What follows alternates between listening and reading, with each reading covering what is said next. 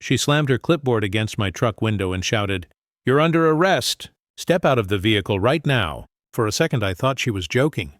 Two men behind her were wearing uniforms that looked official enough to fool anyone. Badges shining, radios clipped, the whole act. But there was one problem. The sheriff's office doesn't send officers from a neighborhood HOA. "Ma'am," I said slowly, lowering the window.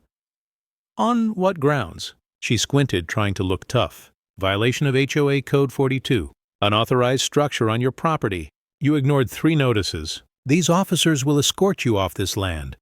I could feel my jaw tighten. That structure she was talking about was a small shed I built for my son's tools, on my own land. I'd ignored her notices because she had no authority here. Still, I played along. "And what department are you boys from?" I asked, staring directly at the fake badge on one man's chest. He shifted slightly. "Neighborhood enforcement, sir. Please step out of the vehicle." That was my first red flag. Real cops don't say neighborhood enforcement. Karen, the self-appointed president of the HOA, leaned closer, her perfume choking the air. "You think your badge makes you special, don't you? We know your type. Rule breakers who think they're above the law." I almost laughed. She had no idea who I really was. "I'll cooperate," I said, pretending to unlock my door. "Just let me call my office first." She folded her arms, smug. "You can call whoever you want. They can meet you at the station?" I dialed the number, keeping my face calm. When my lieutenant answered, I didn't have to say much. "Send a unit to Maple Creek. Tell them the chief's being arrested by the HOA." The silence on the line was golden. Within minutes, 2 real police SUVs rolled up, lights flashing. Karen's fake officers froze, their faces turning white under the red-blue glare. One of the real officers stepped out, looked at me, and grinned. "Morning, Chief. Everything all right here?" Karen's confidence vanished. Wait, he's not the chief of police. He's just—" "I am," I cut in, stepping out and showing my real badge. "And you just committed a federal crime by impersonating law enforcement." For a moment everything went still. Even the wind stopped. The fake officers dropped their hands from their belts and started stammering excuses. Karen backed away, shaking her head like she could erase what just happened. "You can't do this!" "I was just making a citizen's arrest," I interrupted. "No, you were breaking the law." The real officers moved in, reading the imposters their rights while Karen kept shouting that she didn't know. But the truth was, she did. She'd been harassing me for months, ever since I moved into this neighborhood and refused to join her little HOA club. She hated that I didn't bow down to her fake authority. She wanted control, and today she thought she'd finally won. But instead, she'd just hand-delivered her own downfall. As one of the imposters was cuffed, he whispered, "She paid us to come here, said you were a threat to the community." I looked at her. This woman who'd called me a liar, trespassed on my land, and now staged an arrest. And all I could think was how far people go when they feel power slipping away. "Karen," I said quietly, "you should have checked who you were dealing with." That was the viral moment. Her face dropped, realization hitting like a brick. The phone in one officer's hand was still recording. Later, that clip would spread like wildfire online. But right then, all I wanted was peace, something this neighborhood hadn't seen since she decided to play dictator. The real cops took the impersonators away. Karen stood frozen, trembling in her sandals. For once, she had nothing to say. As I walked back to my truck, I could feel her stare burning into my back. And deep down, I knew this wasn't over. She'd find another way to strike. HOA tyrants like her always do. Still, I couldn't help but smile as I turned the key. "Next time," I muttered, "bring real cops." That night, I couldn't sleep. Every time I closed my eyes, I saw her face, that smug, shaking stare. I'd dealt with criminals, liars, and even gang leaders before, but nothing like this woman. Karen didn't want justice. She wanted control. By morning, my phone was already buzzing. The video from yesterday, the one showing her fake arrest stunt, had gone viral. The caption read, "HOA tries to arrest chief of police, ends badly." Millions of views in less than 12 hours. The comments were brutal. People called her Dictator Karen and the HOA Queen of Chaos. I thought maybe, just maybe, she'd finally back off. But I was wrong. When I stepped outside, there was a bright orange sticker slapped across my fence. "Illegal structure, show notice." She'd done it again. Same fake signature, same arrogance. My neighbor, an old veteran named Hank, walked over shaking his head. "She's losing it, Chief. Last night she told folks you forged your ownership papers. Said the land actually belongs to the HOA. I almost laughed. She's trying to fight a war she can't win. He sighed. Be careful. That woman's connected. Her brother sits on the county board. That hit me harder than I expected. Connections could bend rules. And in small towns, power moves quietly.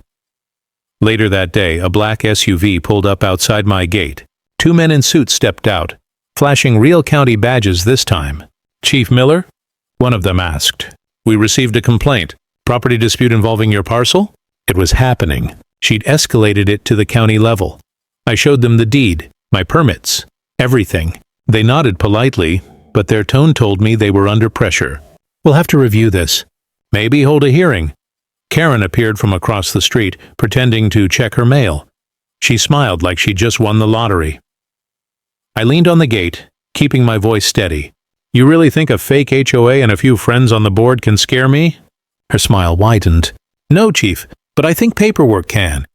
For a moment I just stared at her. That's when I realized this wasn't about rules anymore. It was personal. She wanted to break me, to make an example out of the one man who didn't kneel to her power. Inside, my son watched from the window, confused. "Dad, why is that lady always mad at you?"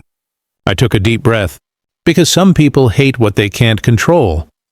That night I called an old friend, someone who owed me a favor from my time on the force. "I need everything you can find on Maple Creek HOA, I said. "Financials, permits, structure, all of it," he laughed softly. "You planning to bring them down?" "Not yet," I replied. "But when I do, I'll make sure she never plays sheriff again." The next morning, a thick file landed on my desk. And when I opened it, I froze. What I saw inside wasn't just corruption, it was criminal. Karen wasn't running an HOA, she was running a scam. When fake authority meets real law, the truth always wins. Now tell me, have you ever met someone who abused power just because they could? What did you do about it? The more I read through that file, the colder my blood ran. Every page was proof. Fake invoices, unregistered fees, even homeowners' signatures forged to collect maintenance dues that never reached the county records. Karen wasn't just bossy, she was a thief wearing a smile. She'd been collecting money from dozens of families, threatening fines and legal action under the name Maple Creek HOA. But legally, that HOA didn't even exist. It had been dissolved 3 years ago. I closed the file, my hands tight around the edges. "You really messed with the wrong man," I whispered. That evening, I drove past the neighborhood park, the same one Karen claimed the HOA maintained. Half the lights were broken, and the grass looked like a jungle. Where was all that money going? When I got home, there was another surprise waiting, a notice taped to my door. "Mandatory HOA hearing tomorrow. Attendance required." She was still pretending her power was real. I showed up anyway. I wanted to see how far she'd go. The meeting was in the community center, a room with folding chairs, a plastic flag, and about 20 neighbors looking tense. Karen stood up front, dressed like she was hosting a courtroom. "Mr. Miller," she began, voice dripping with fake authority, "you've violated multiple community codes. This board has decided—" I raised a hand, cutting her off. "Before you continue, I'd like to read something into record." I held up the file my friend sent me. According to the state registry, the Maple Creek HOA was legally dissolved in 2019, meaning everything you've done since, the fees, the fines, the fake arrests, are all fraud. Gasps filled the room. Karen's face turned pale. That's not true." "Oh, it's true," I said, stepping closer.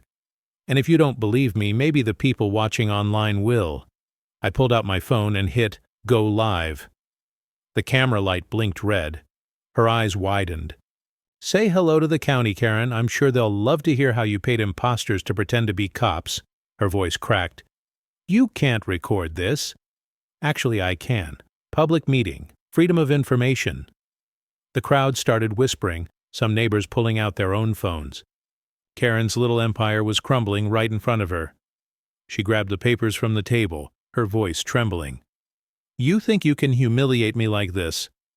You'll regret it." I leaned in just enough for her to hear me. "I don't humiliate people, Karen. They do that to themselves." I left her standing there as the room erupted in noise, neighbors shouting questions, reporters arriving at the door. She had nowhere left to hide. When I stepped outside, the air finally felt lighter. But deep down, I knew she wasn't done. People like her don't surrender, they plot. And that night, as I drove home, I noticed something that made my gut twist. My gate was wide open. Expose a liar, and you make an enemy. Expose a corrupt one, and you start a war. Now tell me, if someone like Karen tried to destroy your peace, would you fight quietly or burn their lies in the open? The gate wasn't just open. It was torn from the post, hinges splintered like someone wanted me to know they'd been here. My heart hit my ribs, but I didn't panic. Years on the job teach you one thing: don't let fear make your next move for you. Inside, the shed was gone. My son's toolbox, his little soccer ball, the photos tacked to the wall, everything missing. Whoever took it knew what to take. Whoever took it wanted to hurt me where it mattered. I called the men who'd helped me build the case. "Meet me at the property," I said. "No panic, just orders." We moved like a unit, the kind that had seen worse and come back. Cameras already had footage of the fake officers. Now we needed proof of who else was involved. That night, we watched the security tapes with a slow, sickening clarity. A black truck had rolled in late, 2 figures in hoodies, careful and fast.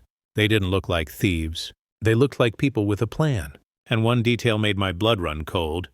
The driver's ring had an engraved crest. I knew that crest. County board members wore it for formal events. The file I'd found had been missing a page. I dug deeper and found bank transfers. Small, neat deposits into a private account. The name on the account? A holding company registered under Karen's cousin. The chain of command was uglier than I'd thought. Her little HOA was a money machine and a bully's mask. I didn't go to the press. I went to the county prosecutor. I handed them everything. Forged invoices, video of the imposters, bank records, and the new footage of the theft. The prosecutor read it twice, then looked at me with a mix of anger and relief. "We'll need to move fast," she said, and quietly. That night, deputies waited at her house while warrants were signed. I called my son and told him to stay with Hank. "No hero moves," I said. "We do this by the book." At dawn, they brought her out in cuffs. Her hair was gone messy, makeup smudged, the mask off. Neighbors watched from porches, eyes wide. Some cried. Some shouted. A few clapped. When they took her past my truck, she turned and locked eyes with me. For a second, I thought she might spit words. Instead, she whispered, "You'll pay." I let the silence answer. The prosecutor read the charges in the town hall. Impersonation, fraud, extortion, theft, conspiracy. The room hummed like a hive. The imposters pled guilty. The county board member who'd tipped the scales resigned. Money was traced and frozen. Families who'd been paying bogus dues began getting calls from investigators. But the last twist came when the judge signed the restitution order. Karen's house went to auction to repay those she'd chewed up and spat out. The sheriff smiled as officers loaded her old president plaque into evidence. My son stood beside me that afternoon as we watched the auction notice go up. He put his hand in mine, small and steady. "You did it," he said. "No," I answered, looking at the street where neighbors were helping each other, planting new flowers, fixing that broken park light together. "We did it." Later, messages poured in, strangers thanking me for standing up, veterans sending stories of their own fights, neighbors asking how to protect themselves. I posted one short clip from the arrest, nothing fancy, and it hit 1 million views by morning. People loved the ending, not because someone fell, but because a community got its voice back. There's a taste to this kind of victory that's both sweet and strange. You don't celebrate someone's downfall. You celebrate the truth. You celebrate the little freedoms that let you park in your driveway without fear. You can fake a badge, but you can't fake consequences. If someone in your neighborhood bullied people with made-up rules, would you call them out or let them keep the power? What would you risk to protect your family and your land?